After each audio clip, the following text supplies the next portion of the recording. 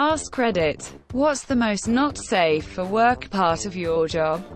I work for UPS. One of the trucks I load goes to a sex shop, and there is this one dildo manufacturer who doesn't know how to package them properly, so their boxes always break open.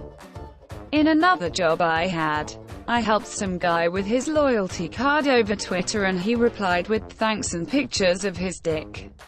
Unsolicited dick pics to random businesses on social media are surprisingly common.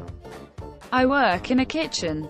I got my ass slapped with an entire salmon once. Seems a bit fishy to me. I hate you. Oh my god, I'm sorry. It was just such a great opportunity. I work at a hotel that is placed right next to a place where furry convention are held every year. Here is a list of things I've seen. A furry giving another furry a diaper change in the main hall and leaving the shit-filled diaper on the sofa. A furry walking to the front desk with his dick out, asking if we had any lube. A furry asking everyone he saw in the halls, even kids, if they could give him belly rubs with an obvious visible erection. A furry with very big boobs on their suit, asking every staff if she could breastfeed him for their hard work. And the rest of furries having orgies in their rooms and not knowing how to be quiet. I have nothing against furries, you do you, but please, for everyone's sake, please don't bring your fetishes into the public viewing. Keep them in your hotel room and don't make too much of a noise. Trying not to giggle like a little kid when I see terms like steel erection on paperwork. I see some shit in people's houses that has both disgusted and intrigued me. Just a tip for my fellow mammals here. Put away the impromptu sex dungeon before you have someone like me stop by and give you an estimate on painting your house.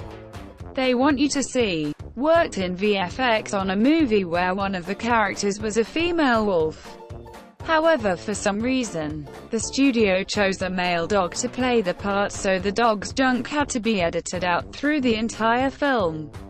I also worked with someone who did VFX for the movie 300, and apparently, a lot of hours were put into removing ball sacks that weren't 100% covered by those costumes. I used to work at a pretty large golf club with an 18-hole championship course, a driving range, a smaller practice course, the works. There are 2 9-hole loops on the championship course. In short, after 9 holes of golfing, you're back at the club and can start the second loop. The grounds were pretty open and we didn't have a lot of forested areas. The architect's main goal here was to create a beautiful view from the restaurant. You could almost see the entire course. The amount of rich people I have seen taking a dump on the course out in the open is insane. We even had a chore related to cleaning up the more visible dumps. They tended to leave it marked with a few fluffy white tissues. A colleague of mine even found soiled women's underwear.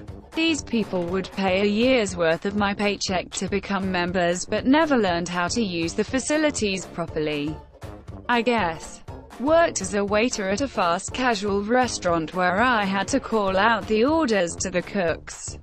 When a customer ordered a sundae without almonds, I quickly learned not to yell, "Hold the nuts." Bricklayer here. Another bricklayer was going around at tea and lunchtime and nailing people's toolboxes to the scaffold. He does this one day and proceeds to go home early and hides his tools very badly on the scaffold we were working on. So one of the blokes decides to take a shit in his toolbox and shut it up. This was on a Friday. It was there all weekend. You know what they say, don't dish it out if you can't take finding a load of rancid shit in your toolbox on Monday.